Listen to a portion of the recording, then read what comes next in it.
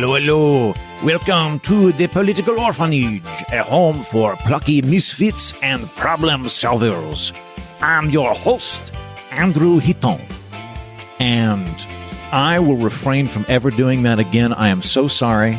My apologies. I just can't pull off a Welsh accent, hard as I try. Anyway, maybe a year or two ago, I started encountering weird stats and think pieces comparing the economies of the European Union and the United States. Headlines like this from Euronews. Poorest U.S. state rivals Germany. GDP per capita in U.S. and Europe. The piece has a good graph where it shows how the per capita GDP of Europe and the United States stack up, as well as various states and countries therein. For example, Alabama, Arkansas, and West Virginia have a higher per capita GDP than Austria, Sweden, and Germany. And Mississippi, the poorest state in our union, outperforms the UK, France, Spain, and Italy, and was in striking distance of Germany, as noted in the headline. There are other articles in which you take any European country besides Luxembourg and Ireland, pretend that they joined the Union as the 51st state, and you'd find that they would also be the 51st state in terms of GDP. By that metric, at least, the poorest U.S. state. And these pieces inevitably get pushback. The weakest pushback goes something like this. Hey, you didn't fiddle with the stats correctly. If you take into account the proper econometrics, France wouldn't be the 51st state. It'd be number 47. So there. Which is not a terribly compelling argument. The other argument is more formidable. That argument goes something like this. GDP is a stupid metric which doesn't account for wealth or well-being. Or you take in pure analytical isolation these stats and it might just be cherry picking. Let's say Mississippi is actually very poor on the whole, but it happens to have 20 shrimp barons that are billionaires who live there. That would make it look, on average, wealthier than Belgium. I don't know. I will say when I drive through Leechport, Mississippi, or Hoggs Belch, North Carolina, or the scenic post-industrial wastelands of Brittle, Ohio, and Cialis, Pennsylvania, it doesn't feel wealthier to me than France. But then again, on the two occasions when I have visited France, I was on vacation, and I was poking around the most affluent, ritzy, sophisticated parts of it. Perhaps my time on vacation and my limited destination picks therein are not actually emblematic of France as a whole. As an American, when I'm on holiday, I'm apt to visit Montmartre, or the Arc de traffic congestion, or the sophisticated Scarf district. I'm less inclined to go off-map to France's more rustic Saint Pustule or Fromage des Morts, just as I am more likely to visit Madrid than Pueblo Flat Silencia, or to see Berlin and Munich more than I am apt to go to Grimschleim, Erbreckenberg, or Wurstloch. All the same, Europe doesn't feel poor to me. It feels charming, secure. They have weird moving staircases called funiculars, for God's sake. Good beer, beautiful, sophisticated women who have rejected me in more than 30 highly walkable cities. So which is it? Is America richer than Europe? Or are cowboy economists cherry-picking stats to make a triumphalist case for the red, white, and blue? Or is it that Europe has a high quality of life, but yeah, it's actually comparatively poor? And if that is the case, if despite the many charming accoutrements we might encounter in Waffle Grief, Belgium, or Saint Carbuncle, France, and the charming Italian villa of Santa Gonorrhea, if Europe is actually poorer than its more boorish American cousin, well, why is that? Why is America wealthier than Europe? Is Europe poorer than America? And if so, why? That's what we're going to explore today, right here on The Political Orphanage. My guest today is Mr. Sam Bowman. He is the editor of Works in Progress at Stripe and the former executive director of the Adam Smith Institute. He recently wrote an article for Reason magazine entitled, "The Europoors Are Choosing to Have Less Than Americans. It Doesn't Have to Be This Way." That's a saucy title, Sam. Yeah, it wasn't my choice of title, I have to say, but as an editor, I really respect the editor's sort of necessity to choose a punchy title that will get people to actually read the article. And there's a slight kind of Faustian bargain between the writer and the editor. Because I get to say, I didn't choose the title, don't blame me. Right. The editor gets to choose a punchy title that people will read. Yeah. And so nobody gets blamed, and hopefully more people will read the piece. I think saying the Europoors are choosing to have Europoors is a good clickbaity word. If you titled it something like strict labor law and higher energy costs make the European economy laggardly compared to America, like Exactly. And I think that we are at a point now in Europe. You know, I'm from Ireland originally. I live in the UK. I consider the UK to be geographically and culturally part of Europe, even though it's not politically part of Europe. We are at a point where gentle mockery from other countries is probably quite useful, because complacency has really set in. And one of the things that I think does actually knock countries out of complacency is the feeling of embarrassment in the eyes of their peers. Really? If you look at the UK in the 1970s, one of the things that helped bring Margaret Thatcher to power was the IMF were called in at some point. The British state was in such a poor state. They needed to do reforms. They brought the IMF in. And this was considered to be such a national humiliation that people just thought, we actually do have to change things. We actually do have to do something radical. You look at Ireland in the 2010s, after the financial crisis brought Ireland to its knees economically. There was a real sense of embarrassment and kind of humiliation at having kind of played into the wheeler-dealer stereotypes that Irish people worry that other people have about them. And that was one of the things that made Ireland the kind of best-in-class country at doing austerity and so on after the financial crisis. Might be onto something. Like shame and embarrassment are weirdly powerful tools. Like I think I might be in some ways inured to it, not in all ways, but like I read an article some years ago that was talking about how India had bigger roller coasters than America now. Oh, well, that is shameful. And how like that was a sign of, like, we used to be a proper country. Now when they're beat, at the time I was like, well, that doesn't affect our roller coasters at all. But all the same though, the feeling of embarrassment, that is a big motivator for people. I think as well, Americans really, really care about being number one, and rightly so. And so even on something like roller coaster size, I think most Americans I know would be deeply uncomfortable at the idea that they didn't have the biggest ones. That's true. There would absolutely be them. To their great credit. Well, how about this then? So there are a significant amount of Americans that I know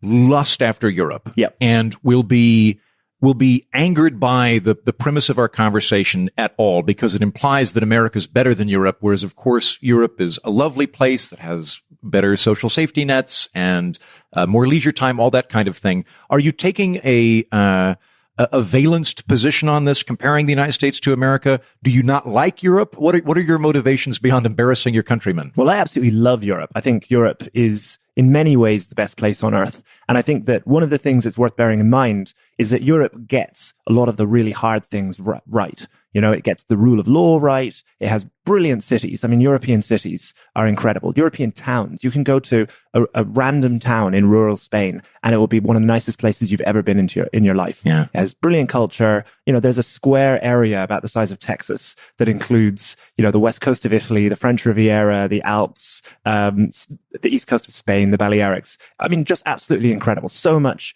culture, history, brilliant food, art, and so on, crammed into a tiny area, which is why it's so frustrating that Europe, I think, has struggled so much in an entirely self-inflicted way to grow economically and to keep up with the rest of the world. And so the situation Europe's in now is that in terms of defense, for example, Europe cannot defend itself against an aggressive Russia. It has to humiliate itself by basically sucking up to a US president who I think has a lot of contempt for Europe. Probably Donald Trump. Probably. And I think that the point that I am trying to make is that Europeans should have enough self-confidence to want to fix their problems, but they have to realize that they have those problems. You know, I open the article by pointing out that Americans, I think, often, the people you've described, the kind of Europhiles, they're one group, but a lot of Americans think of Europe as being kind of totally gone, totally lost. Europe has fallen. The museum. Yeah. And I don't think that they're right either.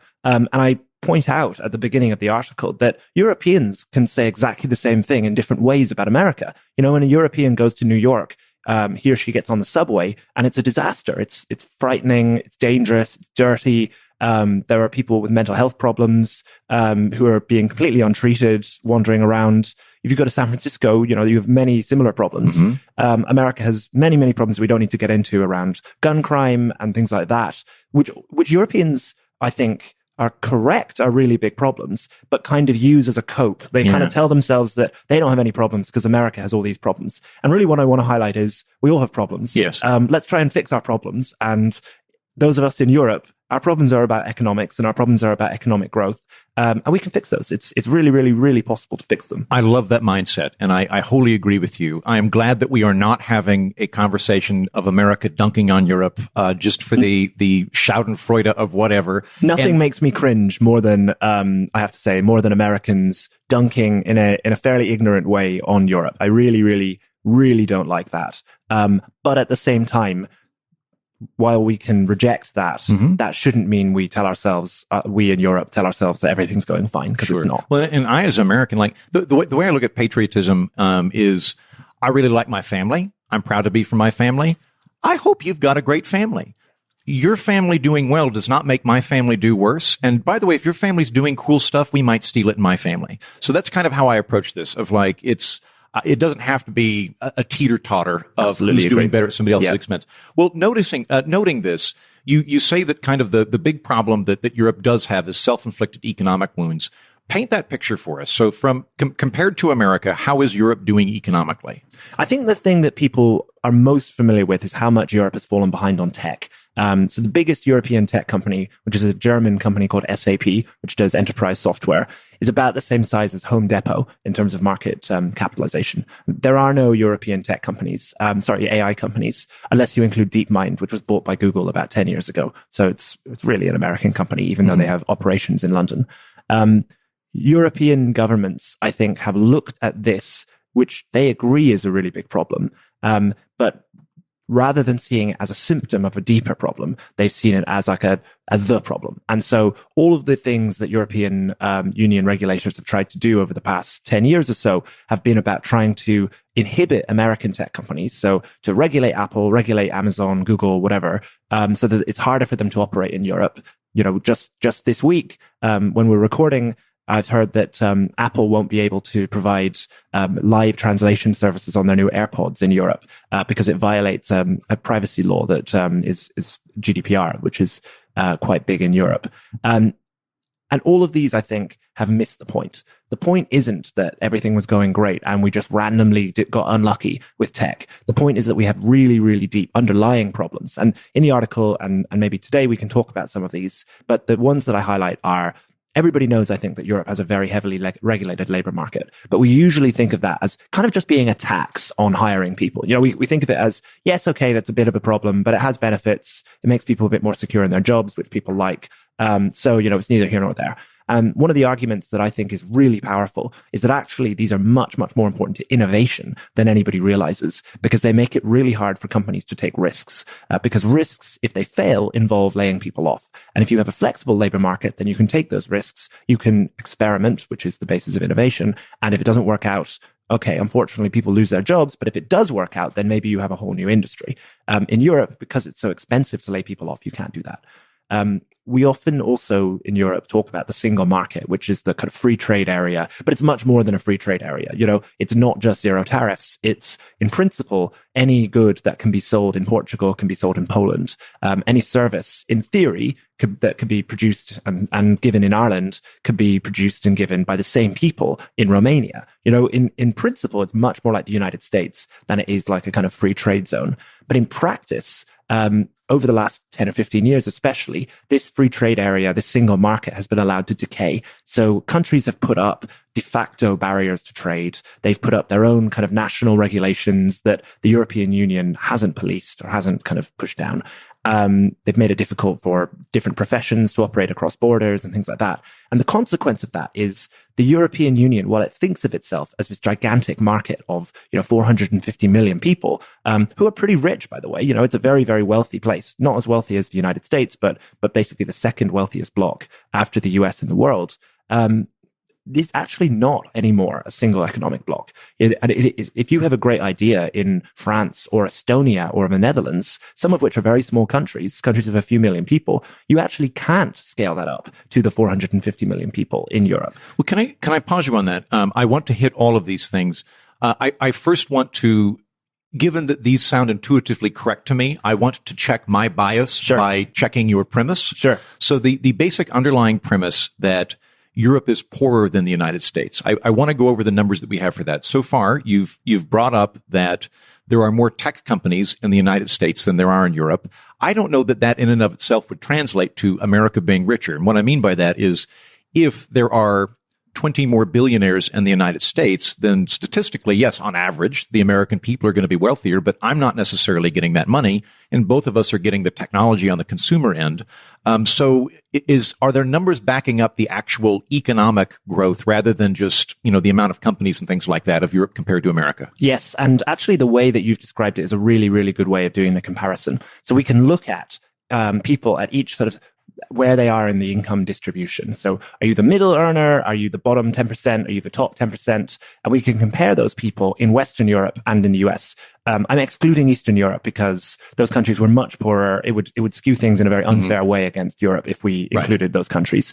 But if we compare Western European countries with the United States, like for like, 90th percentile to 90th percentile, median to median, Americans are richer than every other comparable group until you get to the 10th percentile. So the bottom 10% in Europe is better off than the bottom 10% in America, largely because Europe has a very redistributive system. Right. But everybody else is poorer. So if I'm middle class, then I think the median income, if you're a single earner in the United States right now, I think is $80,000 a year. That's median. The median income in Western countries in Europe is lower than that. Much lower. It's about $55,000 to $60,000. Yeah. And that gap has grown quite a bit over the last 15, 20 years. So it used to be, so back in, I think 2000, Western Europe. When I say Europe for most of this conversation, just take me as saying Western Europe. We're not talking about Bulgaria. Well, we can get into Bulgaria later on, because that is actually a very important part of the story. But that's a small section. It's about a quarter of the European population, and it skews things in quite a confusing way to include them. So that's why I'm leaving them out. I'm not trying to, pull a fast one or anything like that, because those countries have actually grown a lot, but they've just been catching up. Yes, they're growing from a very low base. Rates of economic growth, they're doing great, but absolutely. They are playing catch up, and they're probably getting the lower hanging fruit in the process too. Yes, and it's miraculous, that growth, but it's easier to do than the sort of growth that France or Germany is trying to do, or the growth that America does. So okay, you note that the median or everybody but the lowest 10% is getting poorer compared to their equivalents in the United States. One of the concerns I have, and I'm not an economist, so I need you to help me with this.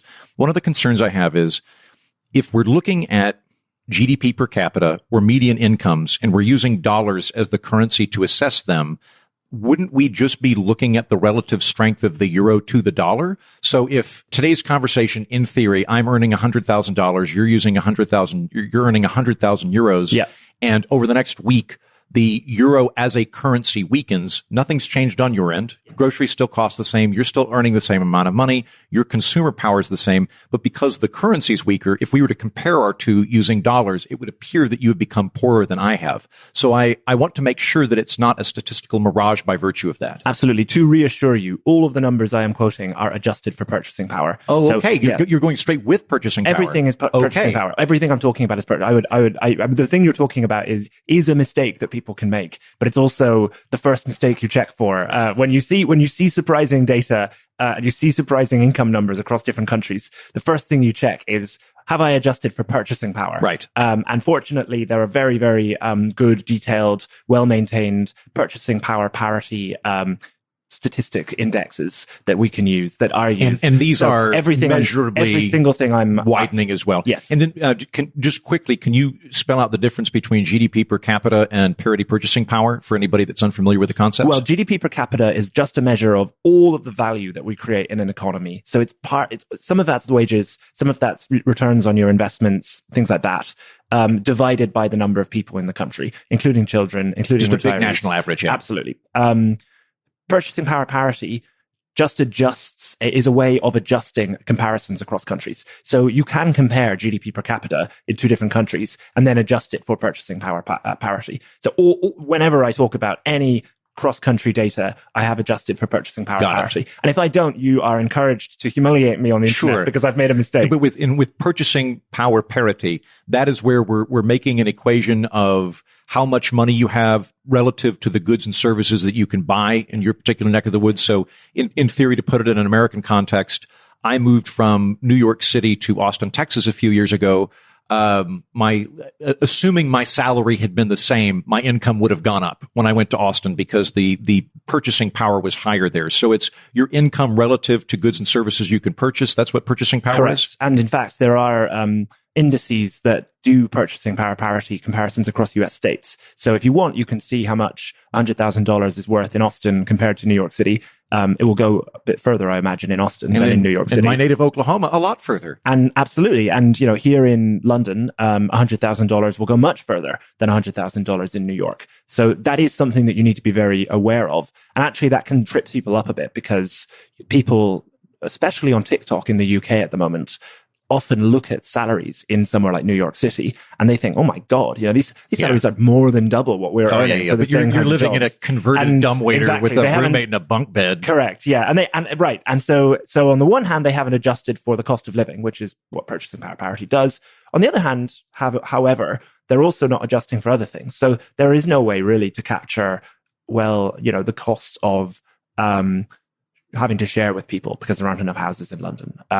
There is no way. Well, there is in theory, but there's no practical way. You could look like square footage and things like that. You could say Americans definitely have larger houses. But those data that data doesn't really exist in the way that we'd want it to. But in terms of a blunt tool like GDP per capita and in terms of purchasing power. So basically, and in terms of median income, all of the things I can think of that would be the relevant metrics to assess the economic robustness of Europe and America. Europe is lagging. This is not really in debate. It's lagging and the gap has really grown over the last 30 years. It was basically the same, right? In 2000. In 2000, it was, Western Europe was 90% of what, the US is. And now it's in the high 70s. So there's a really big, 13 percentage point, 14 percentage point drop in just 25 years. That's a really, really, really big drop. It kind of seems like it coincides with the advent of the European Union too, right? No. The European Union, and I'm a critic of the European Union, although I think it has good things and bad things about it. But the European Union came to the fore in the 60s. The European Economic Community was introduced in the 70s. It became called the European Union in the 90s, and it expanded to these Eastern European countries in the 2000s. So, no, it's been around for a long time. It has certainly increased what it does. And I think that is one of the problems, that it has kind of gone from trying to be this economic bloc into instead, from the 1990s, which is what you're talking about or what you're alluding to, trying to be a political bloc and trying to be a kind of a single country. And, people can have their opinions about that. It's an entirely personal question as to whether you want that or not. But in doing that and in looking at itself as a political project, it's actually ended up forgetting in many cases the importance of the economic bloc and the economic integration, which was the whole point that it was introduced for in the first place. I have one more question pushing back on your thesis, and then we'll get into the thesis proper. The American workforce is growing. Our population is growing, in large part because of immigration, but all the same, though, demographically, we've got a growing workforce.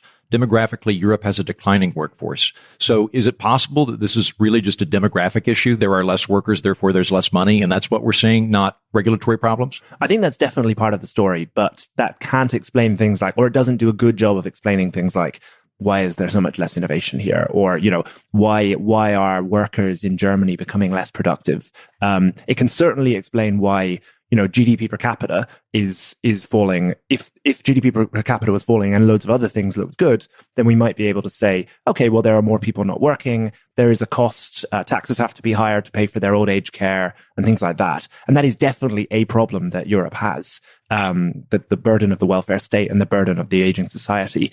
I don't actually think that is one of the big problems. It's not the proximate cause. Yeah, I think it is a cause.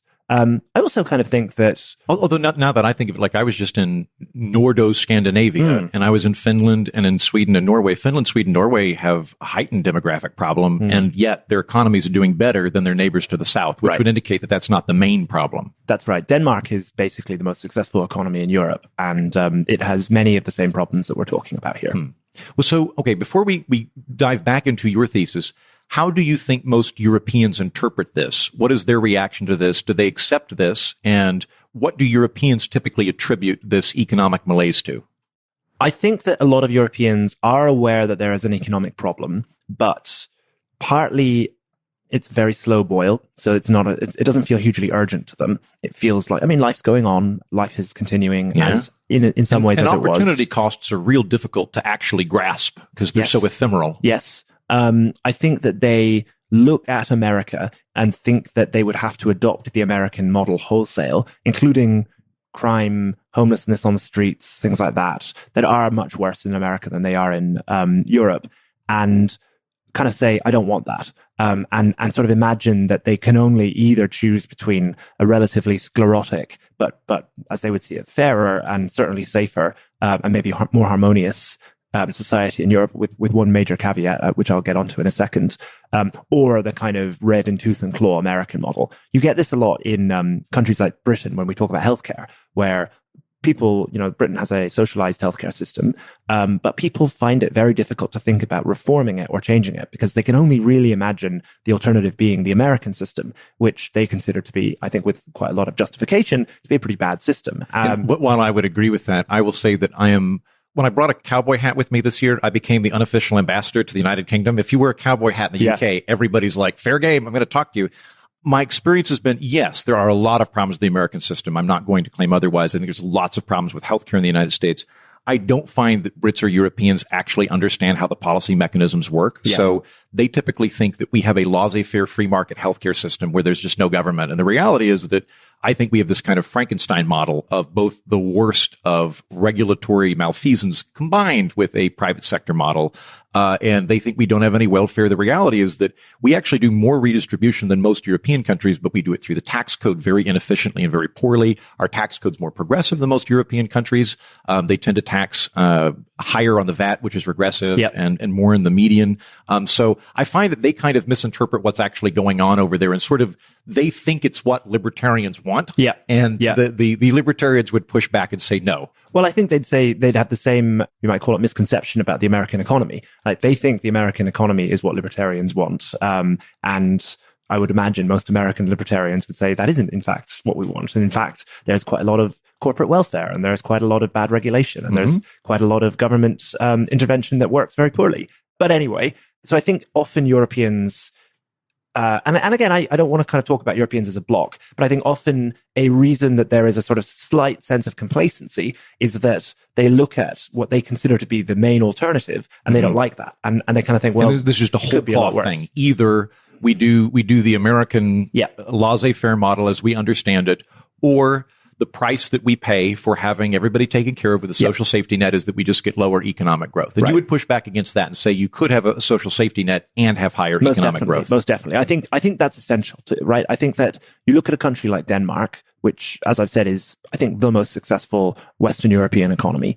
It has a very strong safety net, but its safety net is designed in such a way to facilitate a flexible labor market, to facilitate very, very open and relatively unregulated markets. Not completely unregulated by any means, but relative to somewhere like France or Germany or Italy, much, much, much less regulated. And in my mind, that's almost the kind of perfect outcome. It's a very, very dynamic market that produces a lot and has very productive workers, but still has very robust protections for people who are out of work, people with disabilities, elderly people and children and so on.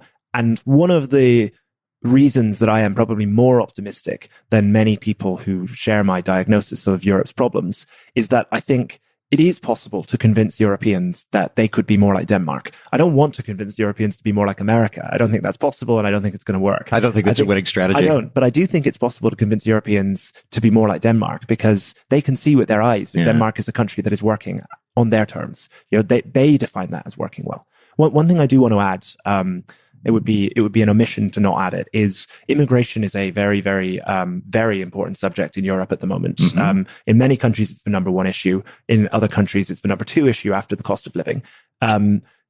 Immigration in Europe, I think, has a more existential kind of valence to it than it does on average in America. I know in some areas maybe people feel that way in the US because the immigration is coming from the Middle East, North Africa, Sub-Saharan Africa, and because there have been some really visible problems with integration. There have been a lot of problems with refugees coming that people don't feel that they've really accepted in, that they don't really feel like they consented to coming into their countries.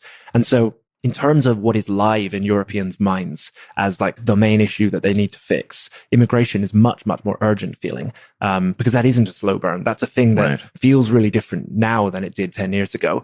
And I think there is a real sense that like they have to get this solved immediately, or they won't be able to solve. Now, whether that's right or wrong, we don't need to get into unless you want to. But I think to contrast that very urgent feeling issue with the slow burn of, every year you get a little bit poorer relative to everybody else. Every year things work a little bit less well. Or poor to what you could have been. Because like all things, like there's much to commend about Europe. I really enjoy visiting Europe. I don't refer to Britain as part of Europe because that's just been beaten out of me over the last 10 years. When I first came over here, I thought it was very funny. Like my Scottish friends would go, "Oh, I went to Europe on holiday." And I'd be like, what? Because the American idea of the world is the board game Risk. Yeah. And Britain's clearly a part of Europe in the board game Risk. So I don't tend to phrase it that way. Both Britain and Europe have much to commend to them. They're very nice. It would be better if they had more money on top of all of that. If they could have the leisurely lifestyle and have the walkable city with pints and wine and all of that would be good. The money wouldn't make it worse. It would be good. On the Denmark model, and I commend you for trying to get Western Europe to become more like Northern Europe. I share your assessment there. Am I right in thinking that Northern Europe has a redistributive economy, whereas Western Europe has a pre-distributive economy? That's a great way to put it. Yeah. When I was up in Findo, Scandinavia, the impression I got was that they have a very robust, very competitive, fairly unregulated market. Yeah. And they take the money that makes and they redistribute it, which works very well because it's dynamic and efficient and it optimizes. Whereas like Germans, Spanish, French, they do pre-distribution. They're like, they want the social safety net to in large part be done by forcing corporations to play nice on the front end, but it slows the corporations down, so you end up having less money to spread around. Is that an okay analysis? That's a great analysis. Yeah, I really like that way of framing it. Tax rates overall are very high in the Nordic countries, right? They are, on average, for high earners, like 50% of your income may go into tax once you add everything up. That's a very, very, very high burden of tax. But these countries are pretty prosperous. They are, for their size, remember, Sweden and Denmark are both fewer than 10 million people each. They're very small countries, but they punch above their weight. They actually have pretty impressive, innovative companies. Probably most people listening. Spotify's in Sweden. Spotify's in Sweden. Spotify, by the way, Europe's biggest consumer tech company. SAP is an enterprise one. Spotify is the biggest. Nokia's the biggest Finland. One that, although Nokia's sort of fallen away nowadays. Okay, Novo Nordisk, yeah, which is in Denmark. It's like 10% of their entire economy. Well, a bit less now. They've the competition from Eli Lilly in America is hurting them, but it is they were the first to realize that this drug semaglutide could also be used to treat obesity and people being overweight. And yeah, as you say, there was a time when the Danish Bureau of Statistics was producing separate GDP growth estimates that didn't include Novo Nordisk because this was so that big. Yeah. That's really impressive. And as you say, the model in these countries mostly is, they're not entirely deregulated. They're by no means perfect. I really don't want to suggest that they are, but the model is businesses can act reasonably freely. They can hire who they want. They can fire them, within certain rules. They can't fire them for what they would say as being kind of can't just say unreasonable we've reasons. decided that women are flighty, Exactly. so we're going to we don't think you're good for management, Margaret, because you get hysterical. Right. You're not allowed to do that. Right. But you can much more easily say, we set up this division. We hired 300 machine learning engineers. We were trying to get into this element of AI. Didn't work out. We have to let them all go. That is much easier to do and much cheaper to do in Denmark than it is somewhere like France or Germany. If you try to do that in somewhere like France or Germany, you have to often pay those people more than a year's wages as a mandatory redundancy payment. You often have to negotiate with a union or a works council, which is a kind of semi-official body that kind of is intended to be a sort of forum for unions and businesses to talk. You have to get permission from the Works Council to do the layoffs. That can take a long time. You have to get permission from the government to do layoffs in France? In Germany. And in Germany? Volkswagen has had this. To be clear, the Works Council isn't the government. The Works Council is a kind of combinatorial thing between unions and businesses and so on. But yeah, Volkswagen, it took them, I think, 18 months to get agreement from the union to shut down some of the plants that they had set up. And Volkswagen is actually, it's the biggest company by revenue in Europe. It's a car company, but it has a lot of other brands, not just Volkswagen. Now they are actually, I think, really at the absolute front line of European innovation not working, because there's so much competitive threat now from Chinese electric vehicle companies. Volkswagen is, unable really, or is trying, but it's unable to really compete with this. It just doesn't have the right technology. It hasn't been able to move as quickly as it needs to. You've got Tesla on the other side, but more of a threat is a company like BYD. And one of the problems is they found it incredibly hard to lay off workers in divisions that are now redundant. And also kind of the unseen problem they have is that they found it much harder in expectation to hire workers in the areas that might allow them to build the right innovations and compete. So it's partly a money thing. It's partly a speed thing and a permission thing. There's going to be a chilling effect on that too, right? So it's not just a cost, it's also a chilling effect. So one of my friends worked in France when she was right out of college. And what astonished her as an American was how difficult it was to get fired. Mm-hmm. The hotel she worked at, she's like, it only operates because it brings in foreign labor part-time over the summer. And she said like her friends that were French could just not show up for several days. And the amount of stuff you had to do to get fired was really high. If you wanted to fire somebody in France, it had to be for specific legal just causes. So we do have that in the United States, but it's just, there are protected classes you cannot fire based on bigotry, for lack of a better term. Over there, though, it had to be specifically incompetency, failure to do duties, or downsizing, something to that effect. You couldn't say, Brian, I'm sorry, you're not a good cultural fit here. Right. You really don't do well with the office, and we don't think, like, you can't do any of that. Once they tried to fire somebody, you had to have a formal meeting with them. Then you had to go to the government to get permission to fire them or something like that. Then they had recourse to sue you in a labor court to reinstate them. Mm-hmm. And the result of all that, if I owned a company in France, I just wouldn't hire anybody. Yeah. I would just I'd have my cousins breed more, and then I'd have them come work for me, because every person I hire, if I can't fire them, that's an incredible risk. And then I did not know until I read your article and how we spoken, Sam, that it was so difficult to it's effectively illegal to downsize divisions, or rather it's slow, laborious, and expensive to downsize divisions. That's going to incentivize companies not to take risks, because if they know this division doesn't work out, we can't get rid of it, we can't afford it, well, then we should just keep doing minimal 1% stuff per year, do it incremental, do it standard, crank out the stuff we're already doing, because the risks are going to be so much higher over in Europe than in the United States that nobody's going to swing. Yeah, absolutely. This is really, really important at a macro level as well. So the German economy, every month, 0.1% of the labor force is laid off. In the American economy, 1% of the labor force is laid off every month. Now, that sounds very bad. That sounds like, well, Germany has it much better. But roughly an equal number of jobs is created in each of those economies. Like the unemployment rates are not that different in these two countries over the long term. The difference is there's much more dynamism, and there's much more sorting of workers from jobs that are not actually productive enough, or maybe not a good fit for them in America, into jobs that are a better fit for them than there are in Germany. It's a much more sclerotic labor market. There are other things as well. There's one rule that makes it very difficult to hire people into similar jobs. So if you have loads of software engineers who are working in, I don't know, VR, and you want to lay them off and move into AI, I'm not saying it would be impossible. I think it would be possible, but it certainly wouldn't be straightforward to lay off all the VR engineers and then move into AI, because the rules are you can't lay off a bunch of people who do X and then hire a bunch of people who also do X, again, to avoid unfair dismissals of people. Wait, I want to make sure I'm understanding this.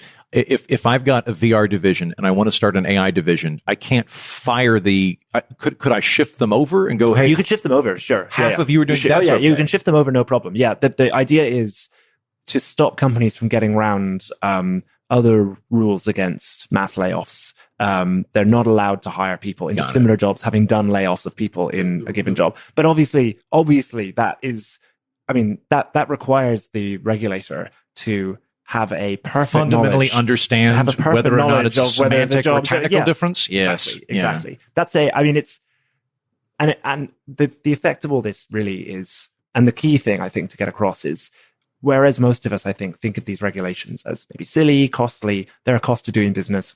They're like a tax. We think of them as being like a tax. Actually, they're much, much more like a restriction on risk taking. And a restriction on risk taking is a restriction on innovation. And when you think about why it is that European companies have struggled to innovate and to keep up with American companies doing innovation, this, I think, is the number one reason. And it's quite surprising, right? Almost everybody in Europe talks about digital regulation. Sometimes they'll talk about the size of the market, which I also talk about. I do think is important. But they never talk about labor market regulations because it's such a roundabout explanation for, why don't we have an open AI here? Or, why don't we have a Facebook here? Are there capital differences as well? You allude to that in your article, that I think in the American model, we have venture firms and venture capital that provides a lot of the seeds for investment, whereas it's pretty much just banking in Europe, and that banking is more regulated? Yes, venture capital is a lot smaller in Europe, although I am very unsure how much of that is supply and how much of that is demand. It could be that there are all these other factors that are stopping stopping markets that are kind of good for venture funding from emerging. And of course, there's no real barrier to American venture funding European companies. So based on what you're telling me, though, no. I'll drop some money in Denmark. I don't think I'm going to drop any money in France. Well, exactly, right. Which would suggest, or like to the extent that that's true, that's the reason that the venture capital market is small. It's not that you can't put money into venture if you want to. It's that there aren't there aren't as many things that you would want to put venture capital funding into. But there are some rules. So, pension funds in the United States and in North America generally are much more free to make some risky investments, some risky venture capital type investments than pension funds in Europe, which are required to be a lot more conservative with their savers' money. The consequence of this, though, is what I think is more important, which is that because, as you mentioned, the businesses in Europe are much more reliant on bank lending than venture capital type funding. They end up having to be much more risk averse again, because banks are not looking to make a 10x return on their investment. They're looking to just get the money that they lent you back plus, 10% or plus 20%. That means that they're much more reluctant to lend to sort of high expected value, but kind of low average value. They're like companies where 9 times out of 10 you're going to fail and I'm going to lose all my money, but 1 time out of 10 you're going to make me a 50x return. Banks that's not how banks work. They're not allowed to work that way. Nobody wants banks to work that way. Nobody who puts money into the bank is trying to do that. You're putting money into banks precisely to avoid that kind of risk. And so you get that problem. But then you also have a regulatory problem where somewhat obscure financial regulations that were sharpened after the financial crisis. They existed before the financial crisis, but they were made more restrictive after the financial crisis, called the Basel, named after the city in Switzerland where they were agreed, the Basel Accords.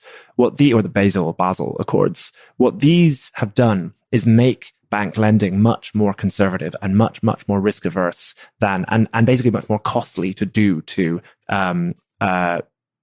because of the capital that you have to hold as a sort of insurance against things going wrong. And this was, I think, in some ways completely reasonable, right? If you have lots of banks and if you have implicitly a guarantee for all of them, you have a too big to fail system where if a bank does make lots of risky investments or gives lots of risky loans, it will be bailed out. Then, it's perfectly reasonable to say, well, you're not allowed to do lots of profitable but risky moral hazard and all that. Yeah. Correct. Yeah, that's a second best outcome, but we live in a world of second bests. But because Europe is so dependent, and these have applied in the United States as well, But because Europe is so dependent on bank lending relative to the US, the effect of these may have been much, much more important. Banks becoming more cautious and more conservative since 2008 may have been a much bigger problem in Europe than in the US. And also, the US has many more small banks that have avoided some of these rules than Europe. Europe has a much more consolidated banking sector, which, by the way, is for the best in many ways, right? It's good having a few big banks in the UK. I'm actually surprised by that because I would... I don't even know the answer to this, but I'm sure that all of my friends that lust after Europe and America would say that we have horrible antitrust monopoly laws and we should be more like Europe where they break up big companies. But they're more consolidated in the banking sector than in America? Yeah, really? Most European countries have a handful of big banks. Really? It's fewer than 10 in almost every country, yeah. Huh. Britain has, is it 6? It may be 5 now. One was possibly bought by the other at some point, but it has 5 or 6. And this is, by the way, a really good thing. British banks are among the best banks in the world as a consumer. They work really well. They're fast. They're cheap. That we do payments that happen immediately, which we've had that for a really long time. It's much more liquid. It's in many ways it's easier to get money from a bank here. You can apply for a mortgage without ever speaking to a human being, which I did. It's a very, very, very well-functioning system in lots of ways, and it's very, very diversified. The problem that the US had in the Great Depression relative to Canada had 4, I think, major banks. We were locked down state by state. So if you're in Oklahoma, by law, your bank could not invest in anything outside of Oklahoma. So what were you going to invest in? You were going to invest in agriculture and energy. And if either of those went under, you were screwed. Whereas in Canada, you could invest in walrus tusk and I don't know what their economy was doing, but you could get Vancouver and you could get St. Edward Island, which is what we have in European banks. I mean, European banks are diversified like that, and they are in some ways very robust compared to much smaller American banks that aren't able to diversify like the local community banks. Yeah, exactly. But the consequence of these financial regulations has been that these banks are very, very constrained in the lending they can do. And if you have an economy that is very dependent on bank lending, then possibly one of the really big consequences of this is less funding going to especially small and medium and hopefully fast growing companies. I am the least sure about that, by the way. I think that is a very, very intriguing hypothesis, but it's one that I am only beginning really to understand. And I think only a few people have really thought about it and begin to dig into it. So, I always have quite a bit of uncertainty about anything I claim and anything I believe, which I think is the right way to be. It's a very healthy way. It's the right way to be. And this is the area where I am most uncertain. Yeah. Let's then skip over to a topic which anybody can discuss without an economics degree, which would be culture. I'm hesitant to go into this because I don't tend to think culture plays as big of a role in economics as other people think. I think most people are fairly self-interested, and we're plugging them into incentive structures. That being said, one thing that I do wonder that would affect European economy in regards to culture internally within our two common markets. In the United States, most of the protectionism takes place at an occupational level between states. Mm-hmm. So if I'm a doctor going from from Oklahoma to Texas, I may not be able to practice. I might have to go there. It tends to be on an occupational level. I do not see that same level of reticence occurring with capital or businesses. Mm-hmm. So if I want to come into Texas and open up a factory, great. Thank you for coming to Texas. We would love those jobs in Texas. We would love more people to move from other states to Texas. We get more electoral votes that way. We get more taxes that way. So I think we are much less protectionist on the business end. I do not know that is the same, and I've been told it's not the same in Europe, where in Europe, if you're going to have a British company come into France and run something, that there's a little bit more reticence of like, well, we're French. We don't need to have British people over here. Is any of that true? Yeah, I think that is probably true. I think it's pretty understandable given that we are, in fact, much more different than a Texan and an Oklahoman or a Texan and a Californian. We speak different languages. Mm-hmm. That is in fact an important barrier sometimes. I think that it's probably true. I suspect it's not. I'm trying to think. I think it's probably quite important. If you imagine that there were none of those barriers, that there were none of those kind of cultural barriers, then it would be really hard to explain how that the amount of trade that goes across, goods. Okay. There's much more goods trade across borders in Europe than there is services trade, and I think part of the reason is that goods don't have to speak Polish or English or whatever. Goods don't speak a language. Services do speak a language. I don't think that gap is primarily or even, largely down to regulation. I think it's to do with culture and different ways of doing things and so on. Having said that, there has been a huge amount of internal migration within Europe. This is one area, especially where the Eastern European countries have been very, very significant and important since joining, because people do have the right to live and work anywhere in Europe, within the European Union that they want to.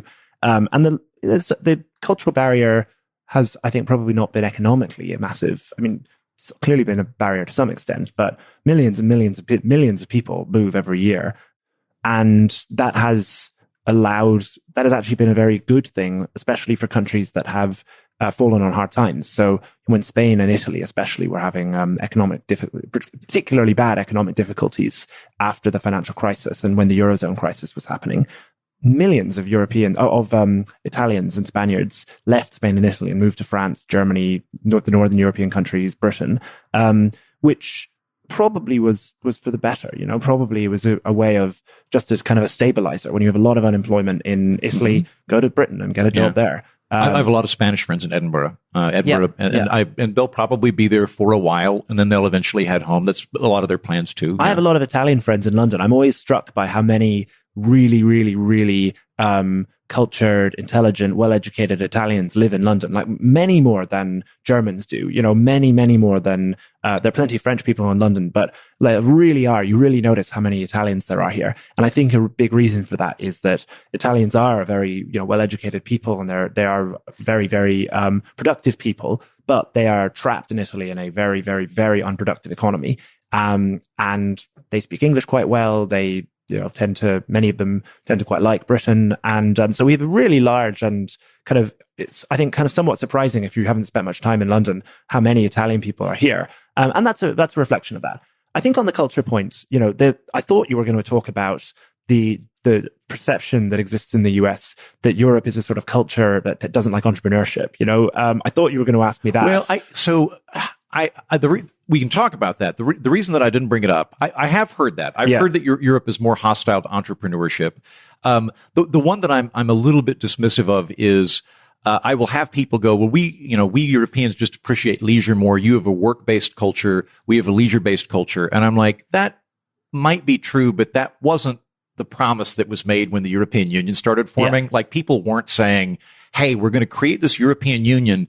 We're all going to be poorer, but we're really going to value leisure time. That was not the case that was made. And so that kind of strikes me as a little bit more of being able to put a positive spin on an economic situation. At least that's my interpretation. Well, I actually do think there is something to that. And I think that's a legitimate decision. I think there is nothing in my mind at all that says that the American balance between work and leisure is the correct balance. I think it's important to remember that a lot of the European balance is set by law. It's not set by personal choices. It's set by rules that say you have to give your employees have to have this many weeks or months of holiday time every year, and they have to retire at 62, and they have to have a 2-hour lunch break and so on. They have to have this number of hours of working time in their day and no more. I don't at all mind if people say, like, I as a person really value spending time with my family. Me too, by the way. I think it's totally fine. Exactly, yeah. And I suspect... Me, I don't like my family, but I'm joking.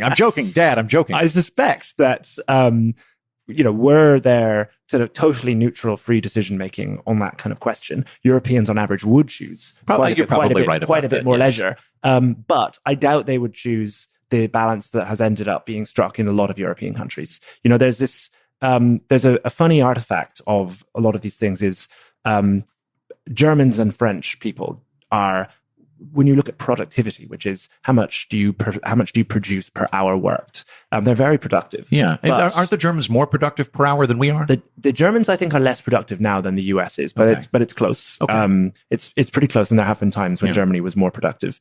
But my view is that is an artifact of, they are more productive than Italy or than Britain even. But I think it's also worth remembering that they have high rates of unemployment, which cuts off you would expect the bottom lower sort of performing 7 or 8% of unproductive people. But they also cut off like 2 months of work a year more than the US does. And they cut off a few extra hours a day. And for most jobs, more hours worked results in less productivity at the margin. You produce, you do the most important work in 10 months. You still do valuable work in 12 months, or 11 months. It's not that you're producing negative value. You're just producing a bit less value than if you were only working for say, right. 9 or 10 months. There's diminishing returns you get on diminishing that, right? returns, exactly. And by the way, some jobs are not like that. There are some interesting jobs where, the more hours you work, the more productive you become, which is interesting. But for most jobs, it's not the case. And I think that a large part of the apparent productivity, another productivity puzzle is why do Germany and France look so productive? I think part of the reason is that they're just artificially capping the number of hours people can work a year. And yeah, of course, compositionally. So then you're sort of, okay, this is fascinating. You're capping it at both ends. So on the one hand, because you have policies which are leading to higher unemployment, presumably many of those people are going to be lower performing individuals who are just not working at all now. Therefore, the people left are more productive. But on the flip side, if you were working a 40-hour work week, the 36th through 40th hours are less productive hours than hour one. So Germany and France are banning those last least productive hours, which means that on average, the hours that they are performing are more productive. Like that. So they would get more work done. It would be more productive, but it would be diminishing returns. And by eliminating that, it ends up being on an hourly basis very productive. That's a hypothesis that I have. Yeah, it's that's something that can be tested. And I have to be clear, there are some jobs that work in the opposite way. There are some jobs where the more hours you work, the more productive on average you are. Greedy jobs, they're called. What kind of jobs? Investment banking, law, jobs where being able to work really long hours on demand is really, really valuable. If you can't work long hours on demand, then you end up not being able to do certain pieces of work. It's often jobs that have very immediate and very unpredictable pieces of work that arrive. This is kind of like how doctors do 14-hour shifts because you can't have a critical patient handed off multiple times. So that's why you're doing this really, really long shift. Yeah. This is one reason, incidentally, that is hypothesized for why the pay gap becomes so large between men and women, even in quite highly paid jobs after women have children, because those greedy jobs are much harder to do if you're a woman with a young child, especially. And so they end up not being able to do that kind of work, and basically never being able to catch up because they've kind of missed out on those. I mean, missed out is a way of putting it because those jobs are pretty miserable sounding, but they also I don't want to do those jobs. I don't want to do those jobs. I could never do a job like that. I've had a couple friends work in finance, and I was like, you would have to pay me so much money to work 80 hours a week in finance that you basically have to pay me enough that I could retire after 2 years. That's the level, 2 years max, then I assume coke out. I don't know what would happen to me. I don't want to do it. I agree. I do find it astonishing. But anyway, most jobs aren't like that. And if you assume that most jobs aren't like that, and that is the norm, then you will be more productive on average if you're only allowed to work 10 months a year than 11 months a year, than 11 months or 12 months, even if you'll be producing less. It's a compositional thing. We're effectively just juicing the numbers if we're just looking at productivity per hour worked because of diminishing marginal returns. Although, I mean, to flip it though, might they just be smarter than us and recognize that if you work too much, you get burned out? And when I worked in cable television news, horrible schedule the first year I was there. My host, lovely woman, was commuting from Los Angeles to New York. So we had to condense the entire work week to Monday afternoon, Monday evening, Tuesday morning, Tuesday afternoon, Tuesday evening, Wednesday morning, Wednesday afternoon. We were basically doing 40 hours or something like that, Monday through Wednesday. This hyper-focused time, you'd run downstairs, shoot yourself in the face with a salad, run back upstairs. It was brutal. And then for whatever reason, we were still there Thursday, Friday. There wasn't a lot we could do because it was a daily show. And so we would just listlessly doom scroll through other media. And we were technically working, but the productivity was so minimal. I would argue it would have been far better for them to go, hey, you've already done work this week. There's no reason to just have your butt in the seat. Why don't you come in half a day on Thursday and Friday, or just pick one of the 2 days and leave? I think we would have had lower turnover and lower burnout. So maybe they've cottoned on to something there. Hey, it may be that that's the right way to do it. But just what you've described is a perfect illustration of what I'm talking about, because your productivity, even if you were doing no more work on Thursday and Friday, even if you literally stopped working, your productivity would be much lower just because, you're showing up to work. If you were to average my productivity, we're now measuring the number, officially the number of hours of work you're doing is higher. So your productivity is lower than if you were stopped from working on Wednesday afternoon. Maybe that's the right decision. I'm not taking a strong position on whether that's the right decision or not. I'm just saying compositionally, what you've just described is what I'm saying is happening in Europe. Although, I'm not sure that people do, in fact, fully down tools in August in the US and in the UK. People do kind of down tools a bit in the UK. When I go to work in August, not where I go to work, but where I see other employers go to work, I definitely notice it's a bit quieter. I definitely notice that people take a little bit more time to respond to emails. Today's an exception because I don't even know what day it is. I think Friday, but normally I have found that Friday by 3 p.m. I'm done. It's just, totally. It's pointless. Me being self-employed, it's pointless for me to try to force. Who am I trying to impress? It's me. But you guys get that for like a month, that feeling that I get at 3 p.m.? I don't want to go that far. That's, maybe let's say Friday at 1 p.m. You're getting things done, but you've got an eye on the weekend. I think that is a phenomenon. Anyway, this is the point that I'm making here really is just the productivity statistics, which are actually, I think, probably the strongest, kind of rebuttal to the claims that I'm making. Germany is a very productive country. And I think a defender of the German economy would say, the productivity is the thing that matters. We're being paid just as much as Americans when we work. It's that we have chosen to be paid in leisure time, which, doesn't show up on GDP per capita, but does show up in our quality of life. Like that would probably be the number one, strong rebuttal to what I'm arguing. And my argument in return is it's very hard to say that that's in fact the freely made decision that you're making. And it's very hard to say that in fact you are that as productive as you seem, because we are just forcing you to stop work at a much, much lower level. I don't know the exact number of hours per year difference between the US and somewhere like Germany or France, but it's much lower in Germany and France than the US. I also think that would be, I'm open to the 4-day work week and things like that. In fact, for the reasons just stated, think that in many, many situations, they'd probably be good for burnout, general health, all that, longer vacations, all of that sounds really good to me. But if you said to like an hourly worker in a lower wage job, we're capping you at 30 hours a week. And as an hourly worker, that just means you don't get to earn as much money. I think a lot of people would go, I actually, being on the lower end of the spectrum, would prefer to have the money. And then there are other jobs like attorneys and things like that where you'd throw everything into disarray if you said you can't work 60 hours a week. So I don't know really how you would actually implement that kind of thing in America. You had cocked your eyebrow at the word entrepreneur. I have no idea on this one at all, but I have read people on Substack that say that European culture is more hostile to entrepreneurs and they find that they are more accepted and celebrated in America. Is there anything to that? Yeah, I think there is. I think it's important to stress that there are lots of European entrepreneurs, including in tech.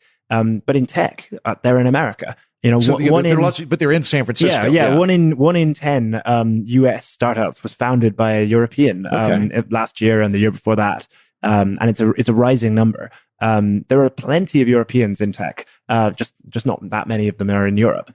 I think there is definitely a cultural, we might say a kind of elite. Elite is such a sort of charged word that I'm a bit reluctant to use it, but at the kind of the upper echelons of society, people who are well off, culturally influential, well educated, there is definitely much more, I think, skepticism and sophistication, you might say, about material wealth and material success. It's seen as not really being that admirable. And it's seen like, if you make a lot of money, yeah, okay, fine. People will recognize that as an achievement. Nobody will think you're a bad person. I think, well, maybe some people will, but I don't think the average elite type level person will think you're a bad person. But it's seen as being a lot less admirable in Europe than I perceive it to be in America, where I think that is seen as like genuinely quite an impressive thing. And I think entrepreneurs and successful, people who've made money in business and so on, I think are generally socially more regarded in the US than in Europe. The question is, how much of that is cause and how much of that is effect? And I think actually probably quite a lot of it is effect. I think quite a lot of it is downstream of having a not particularly dynamic economy and not having very many rich entrepreneurs, rich tech founders, things like that. I am with you in that I think culture is important, but I think it's a lot less important than people often I'd put think. it as probably tertiary to the conversation we're having. I think your analysis of labor regulations, I'm going to say the bulk. That's, if I had to pick one thing, I find that to be a very compelling argument in terms of limiting the dynamism and risk of an economy. I would also put it behind regulations, which you hinted at the beginning of our conversation. In the article that you wrote, you say International Monetary Fund estimates that barriers to trade within the EU are equivalent to a 44% tariff on goods and 110% tariff on services. That's whopping. If we had, I mean, that's like saying in the United States, if in our common market, you were allowed to do a 44% tariff in between states, that would be insane. Yeah. We literally put in constitutional amendments to our regime to inhibit that from happening. 44, and that's not you, that's the IMF. That's that doesn't sound to me like a common market at that point. Well, that sounds like a club. Yeah. I think those numbers are probably on the upper end, to be clear. I think they're probably, if we're trying to, I want to put a little bit of caution around them because they are so high. And I think when you get a number that is so as high as that, you have to assume that it may be directionally accurate, but not as precise as you might want. But it's certainly the case that these de facto barriers to trade are very, very large. You know, you mentioned that doctors licensed in one state can't practice in another. I mean, of course, that's the case in the European Union, but it's true of basically all professions and all licensed trades. You know, builders, it's true of electricians, it's true of pretty much everything. Any kind of trade where you need any kind of permission from the state to operate. They don't have compact. Like we've got, it varies from profession and state, but we have professional compact in some states. So the smarter states, in my opinion, will go, we have a nursing shortage. Yeah. If you have acquired your nursing's license in any of these states that are the part of the compact, you can just come over and work. Just let us know you're in town, but we're not going to require you to go through another 6 months of going through whatever. There might be some states that do that with doctors. I hope so. But I don't believe so. And it's more relevant in Europe for work that you would do across borders as a company. So, you know, it's more relevant for like a law firm that might want to practice. It's probably less of an issue because there are fewer people, like there aren't that many lawyers moving from Paris to Berlin to like set up a new life. And, you know, it's not that economically important that they can't do that. But it is really important if a Parisian law firm can't represent its clients in a German court. It is quite important if they can't provide the services that they're, you know, in their home country when their client has to defend itself in another country.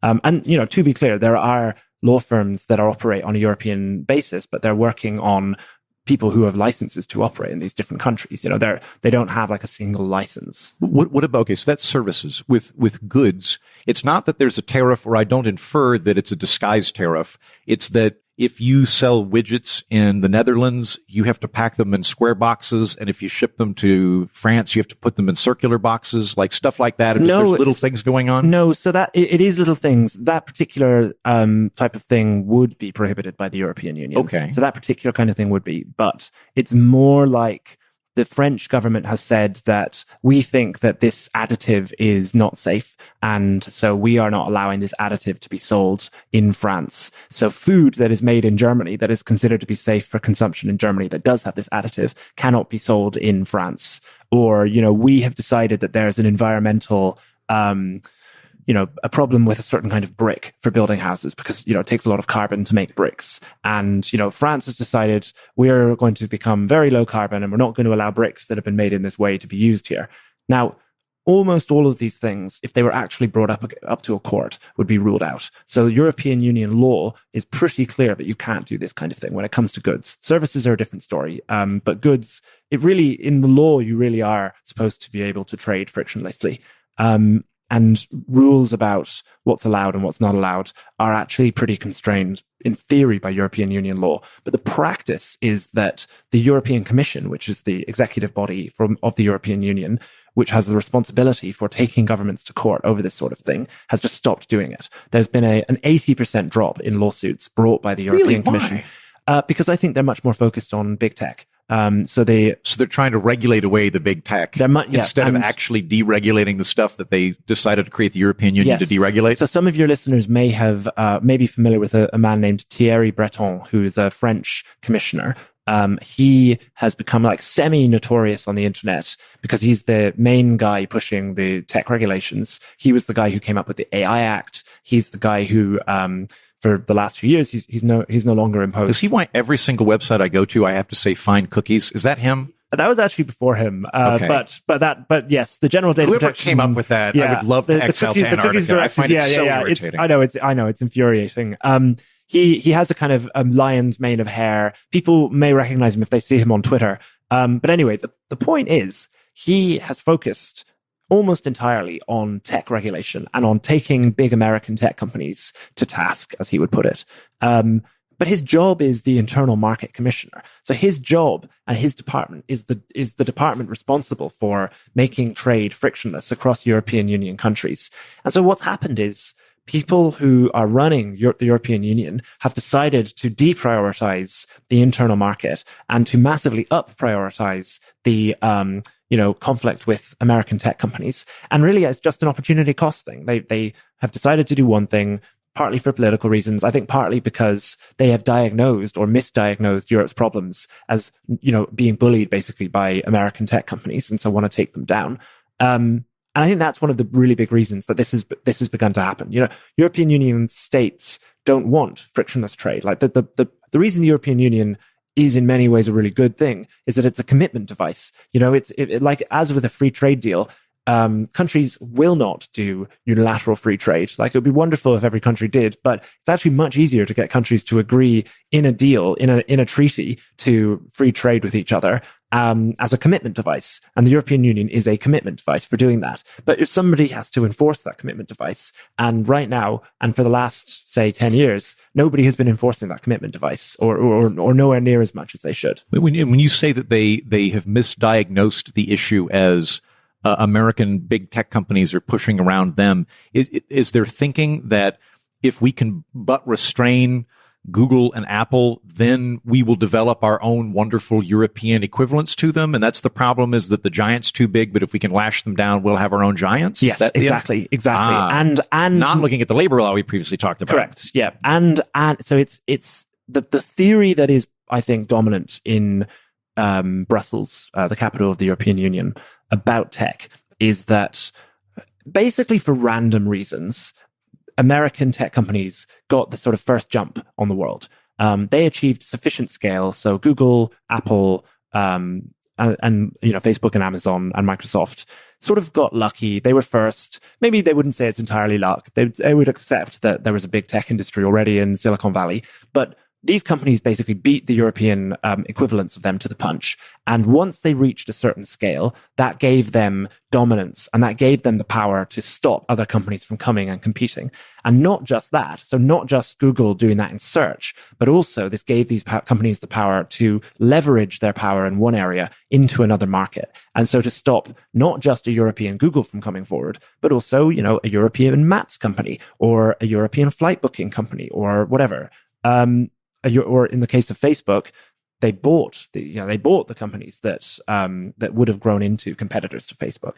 And so the theory that comes from this diagnosis is that, like, you need to constrain these companies, and you need to stop them from being able to leverage themselves in other areas. So fine, we'll put up with Google in search, perhaps they would say, but we're not going to allow that to stop Google. We're not going to allow Google to stop other would-be competitors in, AI or in the browser market from coming forward. And so they're not going to be allowed to use their power in search or on mobile operating systems.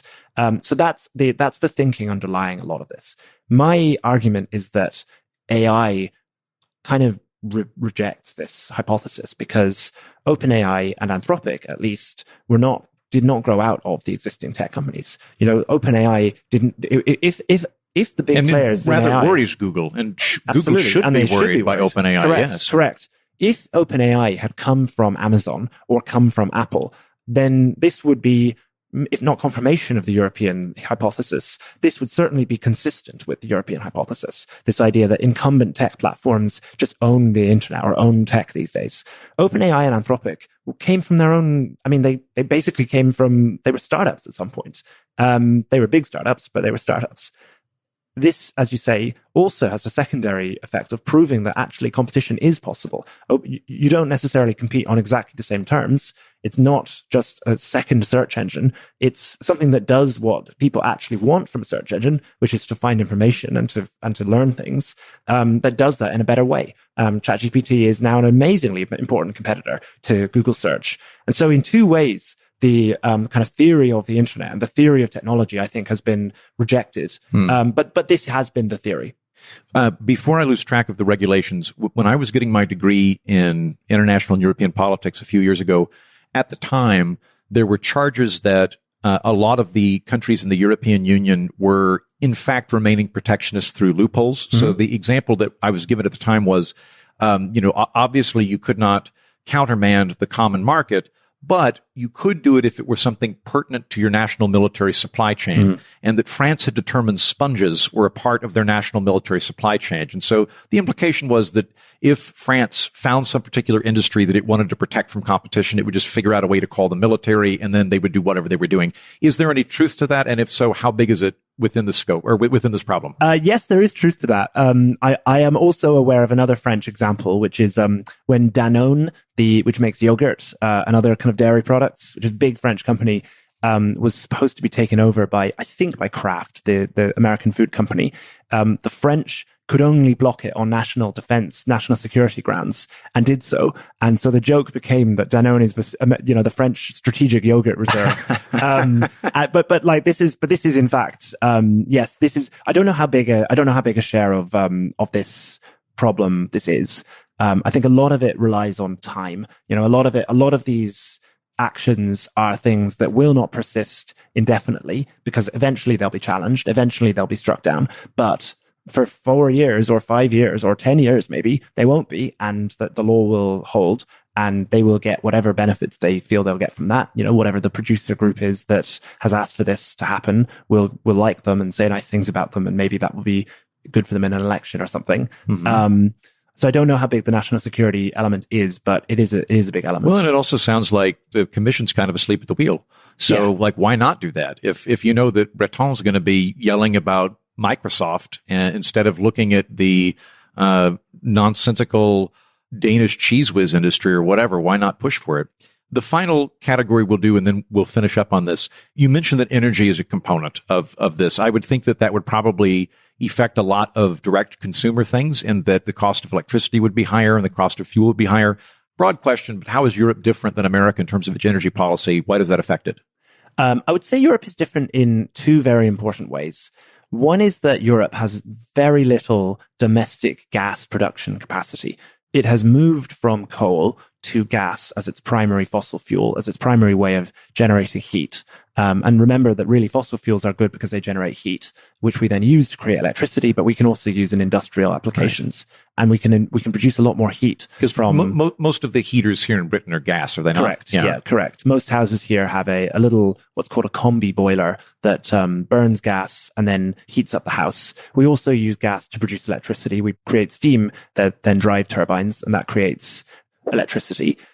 Europe, because it didn't have the fracking kind of boom that America did, Europe never had that huge glut of cheap gas, but still moved to gas away from coal for environmental reasons. Sure. Partly to do with CO2, but also because coal is very dirty, causes a lot of health problems. It's basically a disgusting way of generating. It's my least form of energy. My least favorite form of energy. Me too. Coal. Yeah, me too. Coal is terrible. It's cheap though, and it's worth remembering that. So that's one. And because there has been this shift to gas, but not a domestic gas production capability, Europe has become and became very reliant on imports of gas, most of which came from Russia, most of which came from outside of Europe. There is some gas production, to be clear, in Europe. So Europe became very dependent on gas imports. That's one factor. Gas prices rose quite a lot in the mid-2000s. They rose an enormous amount after Russia invaded Ukraine. This has been absolutely catastrophic in the last few years for Europe. But it's worth noting that gas prices rose from the 2000s in Europe. It isn't just, a lot of people think that the problem has only set in the last 3 or 4 years. That is not the case. The problem set in 20 years ago, 25 years ago. The second problem, in my opinion, and this is where some people disagree, is that Europe has embraced decarbonization much more enthusiastically than basically anywhere else in the world. It prices carbon. It has effectively a carbon tax. Really?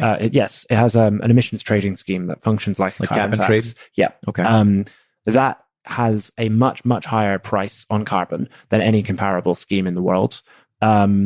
It has phased out coal. It has phased out gas in many countries. Most of this, by the way, is happening at a national level. The cap and trade is happening at a European level, but national governments have made decisions to phase out fossil fuels. Carbon taxes and decarbonization. In terms of, but also in terms of subsidies for wind and solar as well.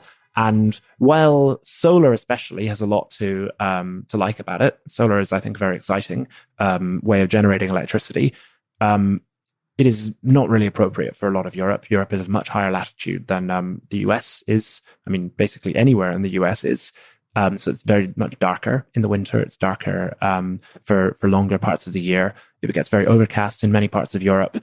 And wind is a very, very poor substitute for any other way of generating electricity, because it's very unpredictable when it will blow. We have no way of storing the energy.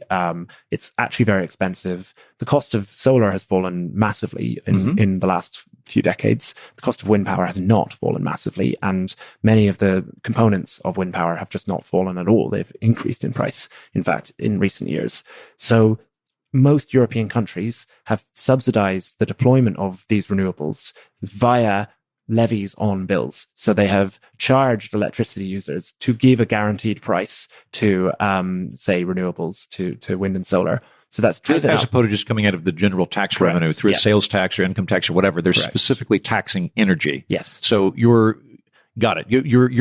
You're heating your home, and they're taxing you for heating your home. Well, they're doing it through electricity in most places. Through electricity, so, okay. Yeah. And that, I think, is an important factor. It's not the only factor. And I want to be very clear, because it would be very silly to claim that it was the only factor. But I think it is an important factor in the very significant rise in energy, specifically electricity prices in Europe. Okay, getting granular here. So my flippant response would be build more nuclear power plants. Yeah. I like nuclear power plants. And my understanding would be that probably France would be the world leader in nuclear power. They've got, I think, the majority of their electrical grid coming from nuclear power. 65 to 70%. 65 to 70%. They've also been the most successful at decarbonizing their economy. They've got more, if we're counting nuclear as renewable as I would, they're doing better than Germany. Great. And they also have it cheaper than we do in the United States. Due to presumably regulatory barriers, our nuclear power plants are more expensive per kilowatt hour than French nuclear power plants are. Much more expensive, right? So in France, is it fine? Do they have cheap energy then? They could, but they have made decisions that might be reasonable to not. So what they, in principle, or at least in theory, I'm not sure if this would even be legal under European law, they could ban the export of electricity. They don't do that. They export a lot of electricity. That makes a lot of money for the French Energy Agency, which is a state-owned company. So basically, they have chosen to sell electricity rather than to just have really cheap electricity by banning its export.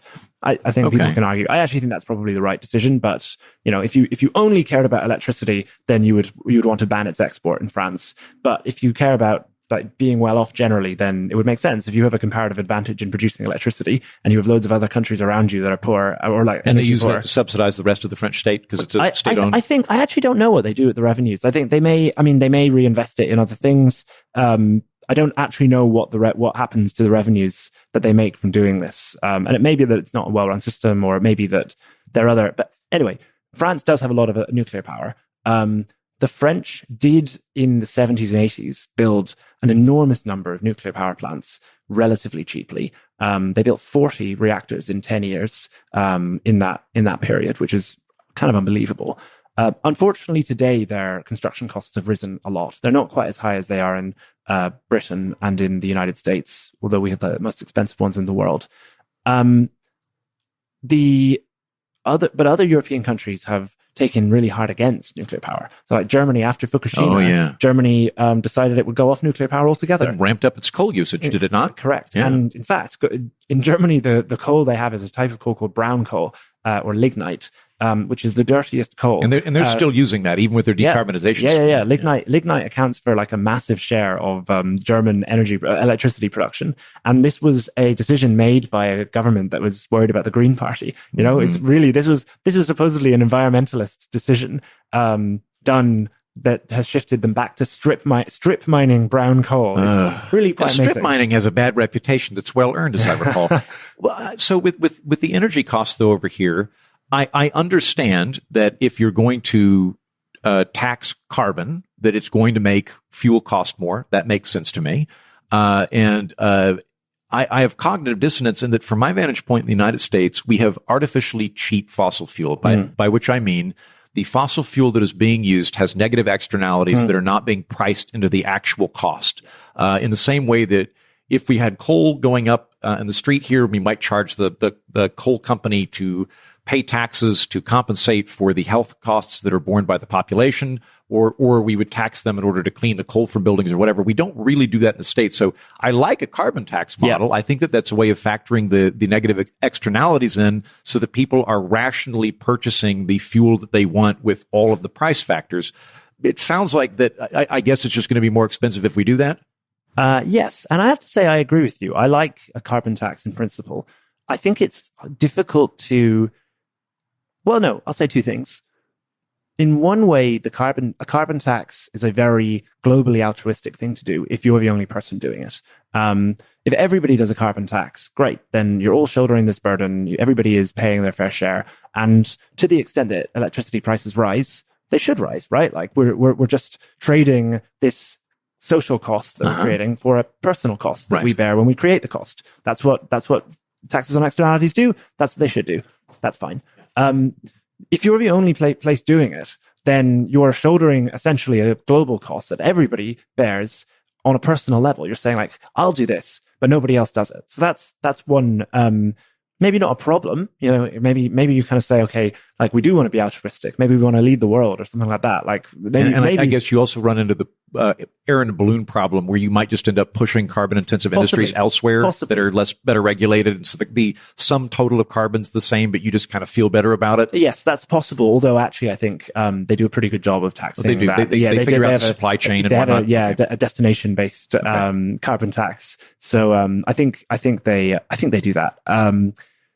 But the other issue is because nobody else is doing this, you are relatively much more unproductive. You're relatively less competitive. And I mean, competitive isn't actually a very useful term when thinking about economics because it's not a competition. It's, you know, sometimes you are in competition with other companies, but like China becoming richer doesn't mean we have to become poorer. That's not the way it works. If India has a bigger roller coaster than me, it doesn't affect my roller coaster. Yeah, but to some extent, you know, you do want to be a place that companies want to go to. You want to be a cheap place to do business. You want to be an attractive place to set up. There are positive spillovers from lots of certain kinds of economic activity, and you want to attract that economic activity by having low costs.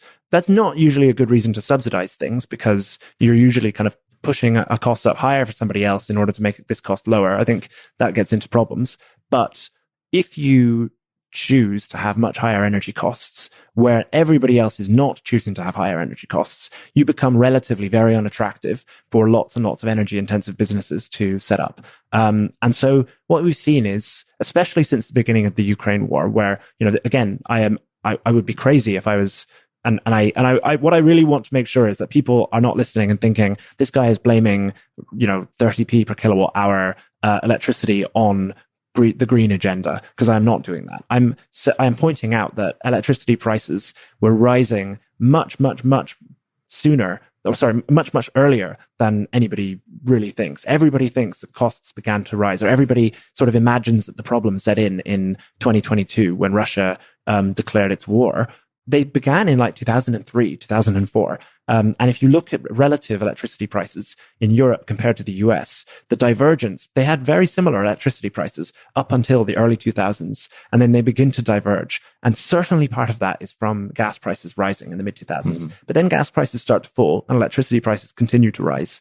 And I think that is attributable to this Europe basically just taking its environmental commitments much more seriously than the rest of the world. Which, from the European perspective, they might say that's worth it.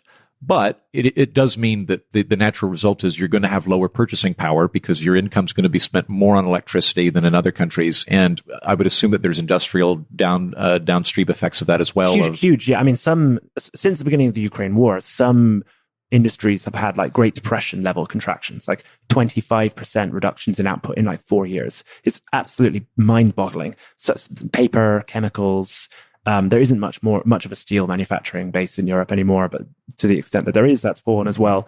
What would you do then? Because we both like carbon taxes. So it sounds like you're concerned about externalities. Do we just go looking for gas to frack in Germany? What do we do? I would aim not to be leading the pack if I was Europe. I would aim to be no worse than the pack. I think there isn't a huge amount of benefit to kind of being an outlier, being a positive outlier.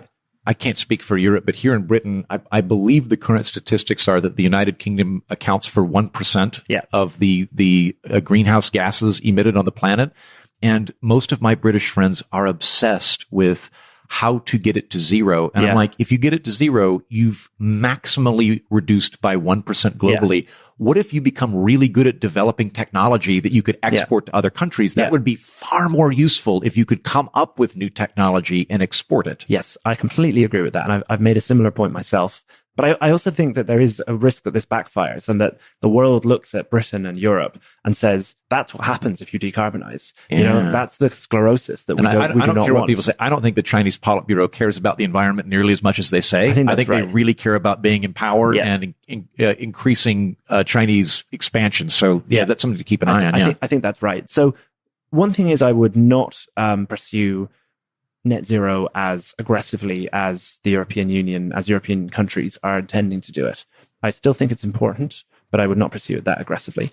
The second thing is, and part of that is being more open to fracking, being more open to fossil fuels being part of the energy mix for a longer period of time.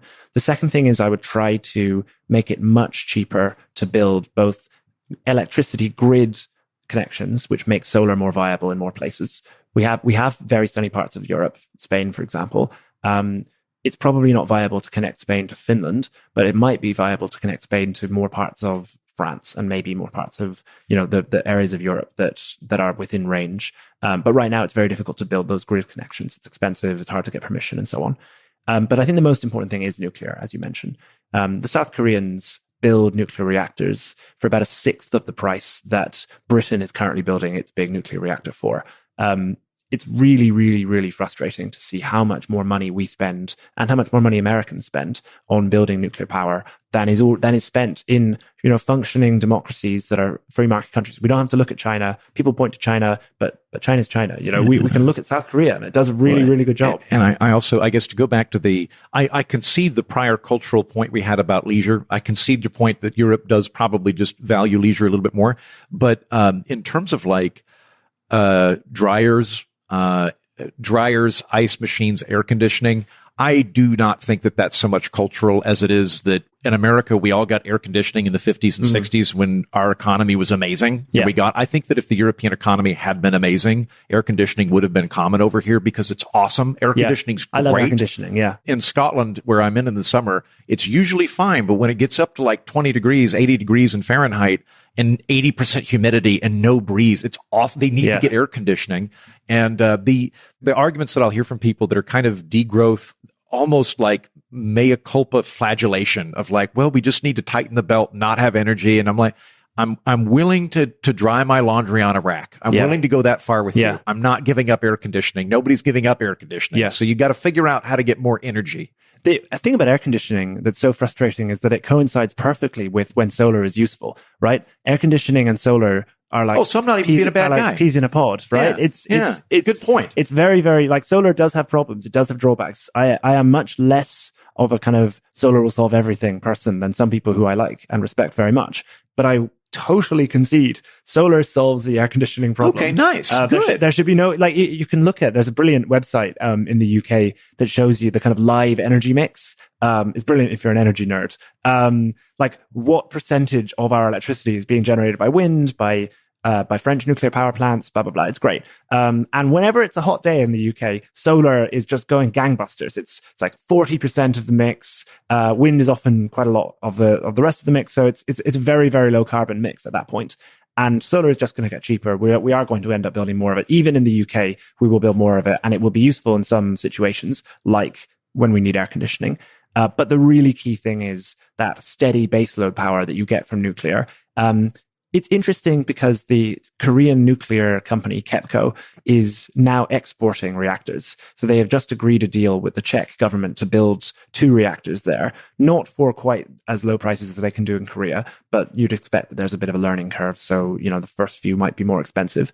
But I would like to make it really, really easy, both for the Koreans to build nuclear reactors here, but also for Westinghouse and for EDF and for new nuclear companies that haven't really, come to significance yet, to build and to do it cheaply, to do it safely, of course, but to do it cheaply. And I think that's the way to thread the needle of decarbonization being an important problem, but not being willing to give up very important parts of your economy as a kind of price to pay for that. Wonderful. All right. Final question for you, Sam. What is something that you wish Europeans would borrow from America, and what is something Americans would be well advised to borrow from Europe? Americans should borrow from Europe the European approach to cities. European cities are much denser than American cities. They are often much more alive at night. There's a lot more living in the city center, and that's usually a thing you pay more money to do rather than kind of save money by doing. And this is true across everywhere in Europe that was inhabited 1,000 years ago. The only places in Europe that aren't like this are kind of very, very recent towns. First time I was in Europe, I flew into Madrid and just walked around Madrid a couple of evenings. I was amazed. It just like 10 p.m., you'd turn a square and there'd be people doing, I don't know, flamenco dancing or something, but there'd be some kind of group communal activity going on. It was very, very vibrant. Yeah. Spain has the best cities in Europe, in my opinion. Second best is the Netherlands and Flanders, which is where I'm going on holiday next week because I love the cities there so much. But that would be I think America embracing European urbanism, which, by the way, includes underground car parks. It includes capacity for cars. I'm not anti-car, and I don't think we should be anti-car. The listeners are well versed in my tirades against American zoning regimes, which I find onerous and frankly kind of fascist, and would like to legalize density in American cities. And I think you just have to look at where do people actually want to go on holiday? Like, what cities do Americans choose to go to on holiday? They go to Paris, they go to London, they go to Madrid, they go to Barcelona, because people, wherever they are, love that kind of city. That's what life is like in a city to me. So that's what I think Americans could take from Europe. I think what Europeans could take from Americans is not being so self-conscious and being a little bit more self-confident. My perception of Americans is they kind of love eccentricity and they love brash, or they are very happy to be brash because they're not that worried about what people think about them. And I think that affords them a lot of room to be weird. And I think that affords them a lot of room to be themselves, even if it's, some people might say slightly obnoxious or something like that. On an individual basis, I don't mean Americans generally. And I think that's a really good thing. That allows for much more kind of strange ways of life to emerge. It allows for people to just sort of be a bit vulgar, be a bit garish, and not really worry about that. And I think the real critique I have of European culture and society is that it's very, very, very fixated on what other people think of you and whether people think you are sophisticated or not. And I think that stops people from doing things that are experimental and entrepreneurial and innovative. And I mean entrepreneurial in a kind of personal, cultural way, not in an economic way. And I think that holds people back and it makes people a little bit miserable. So yeah, the American weirdness is something that I think Des Moines should be a bit more Madrid. Yeah. And Madrid should be a bit more Austin. Absolutely. I like it. Absolutely. Sam, it has been a pleasure talking to you. I've really, really enjoyed this conversation. I think I probably grew maybe 5 IQ points over the course of our discussion that makes here. 2 of us. Thank you very much for having me. If people wish to follow you in your work, where should they go? They can go to my Twitter account, which is just S8MB, the number 8, or they can go to worksinprogress.co. And we're also launching a print magazine very soon, when they can subscribe and read that if they like. Wonderful. Thank you. The Political Orphanage is made possible by its very own listeners. Let me ask you something, listener. Next time you encounter a European in the wild, I don't know, You have a fun Friday night. You wake up in a jail cell with some guy from Silesia, or you're at a embassy key party and you meet the ambassador to Prussia's spouse or whatever. Do you feel better equipped to discuss political economy with them than you did before today's episode? Was today's episode not entertaining, informative, and dare I say, even a touch uplifting?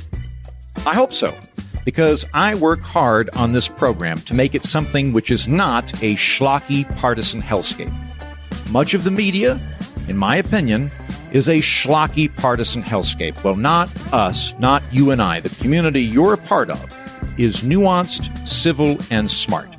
And if you think that's good, if you think that's worth supporting, please go to thepoliticalorphanage.com and become a patron of the show. Be the Prince Archbishop of Salzburg to my Salieri.